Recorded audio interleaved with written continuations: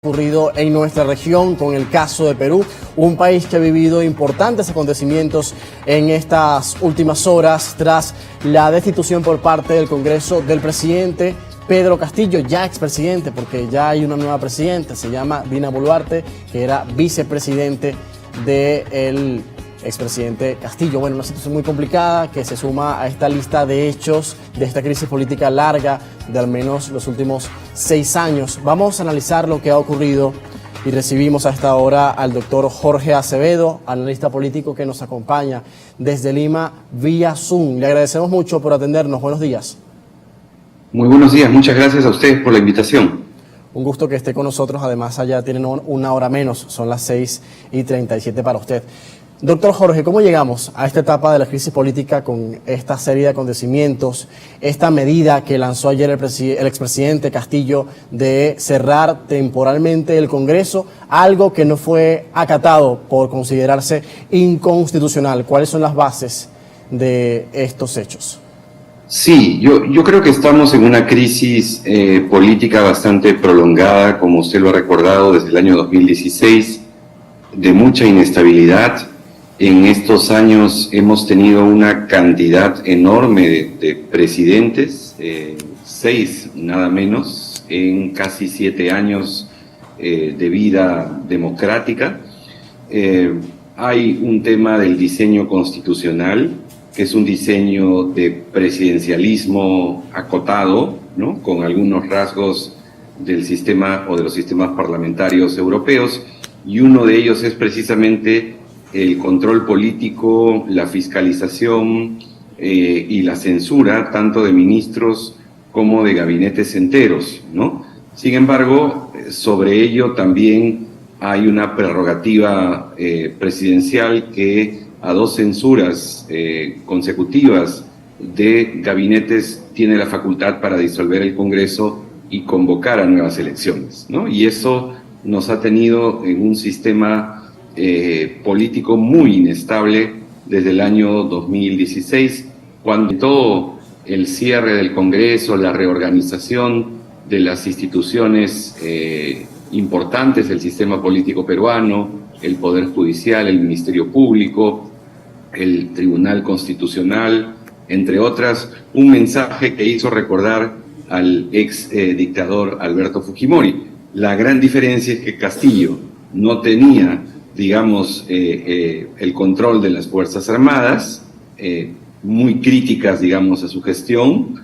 En segundo lugar, tampoco tenía un apoyo mayoritario por parte de la población. Y en tercer lugar, tampoco tenía el control de los medios o el asentimiento de los medios de comunicación, sino todo lo contrario. Entonces fue finalmente un golpe fallido, ¿no? Fue ahora, pero ¿qué cree usted motivó esta decisión de disolver el Congreso? Sabíamos que ayer era un día clave porque se debatía esta moción de censura en el Parlamento y algunos medios proyectaban que quizás eso no iba a prosperar porque no iban a contar con los votos necesarios para que pudiera ser destituido ayer, y él antes pues anuncia esto por televisión en cadena nacional. Entonces, ¿qué está detrás de esa decisión? Es correcto, es una buena pregunta que es difícil de contestar, que la hemos hecho los peruanos y las peruanas, y particularmente quienes seguimos de cerca el acontecer político, porque efectivamente luego el líder del Partido Perú Libre, que lleva a Castillo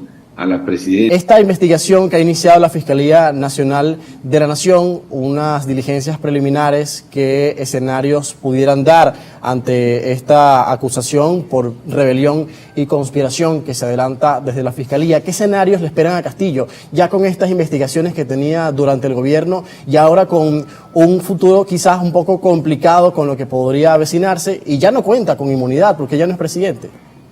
Ya no es presidente, efectivamente. Además, fue detenido inmediatamente después, muy poco tiempo después de haber ofrecido este mensaje en el que anunciaba el cierre del Congreso y la ruptura, la verdad, del orden constitucional.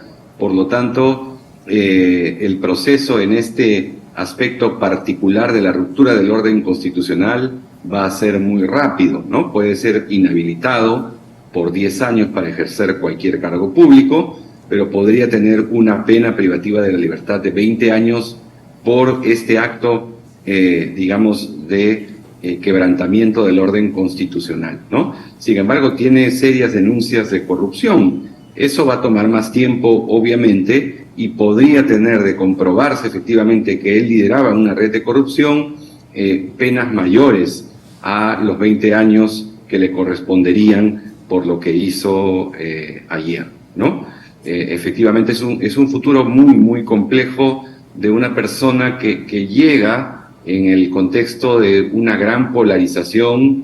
El antifujimorismo es muy fuerte en el Perú, por lo tanto, cualquier candidato prácticamente que llega a una segunda vuelta con la señora Fujimori, finalmente tiene posibilidades importantes de ganar.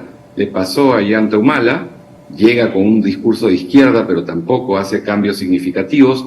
Le pasó al señor Pedro Pablo Kuczynski, un hombre de derecha vinculado al capital internacional, y también tuvo que afrontar un gran nivel de inestabilidad política. Bien. Y tuvo que renunciar frente a una inminente vacancia. Bien. Y le pasó también al señor Castillo. Hay que recordar que los votos obtenidos por el señor Castillo y la señora Fujimori para pasar a segunda vuelta en el año 2021 no sumaban ni el 30%. Claro. ¿De acuerdo? Entonces, una fragilidad política, una debilidad política para cualquiera de los dos. Bien. Hubiese generado un escenario más o menos similar, ¿no? Y Castillo, sin experiencia, sin redes en la política nacional, claro, con todos los medios en contra, le fue, o la gran mayoría de grupos mediáticos en contra, le fue muy difícil tomar decisiones, más allá de los errores y probablemente los delitos que ha cometido. Doctor Jorge, lamentablemente nos queda exactamente un minuto y quisiera aprovechar esta oportunidad, saber su opinión en pocas palabras, porque se ha ido Castillo, pero ahora queda otra realidad que asume la presidenta Boluarte. ¿Qué se espera ahora? No cuenta con un apoyo parlamentario y esto también genera un poco un clima de inestabilidad. En estos segundos que nos queda, algo que nos pueda adelantar sobre eso. Yo diría que ella tendría que orientarse hacia un adelanto de elecciones con reformas políticas que generen un diseño que le dé mucha mayor estabilidad a los gobiernos que vengan, ¿no? Un compromiso también importante de lucha contra la corrupción, que ya lo dijo ayer en su mensaje al Congreso y a la Nación en general. Y en tercer lugar, componer un gabinete, digamos, o designar un gabinete que pueda representar a las fuerzas o sectores políticos, ni siquiera diría partidos políticos, la verdad muy desprestigiados en el Perú, claro, pero sectores políticos que permitan darle viabilidad a un periodo corto de transición. Yo creo que si tanto ella como el Congreso o la mayoría congresal piensan que tienen que quedarse hasta el año 2026 sin desarrollar reformas significativas, me parece que eso va también por el camino de una gran inestabilidad y probablemente una nueva interrupción, digamos, en el periodo presidencial. Pero doctor Jorge, veremos a ver cómo se define todo esto en los próximos días. Estaremos muy pendientes. Le agradezco mucho por atendernos a esta hora. Un placer por favor, que esté con nosotros en Primera Página. Muy buenos días. Doctor Jorge Acevedo, analista político, a esta hora con nosotros desde Lima, analizando la situación tensa que se vivió en esta última jornada en la nación andina Perú. Con esto, amigos, hacemos una nueva pausa y a la vuelta más información.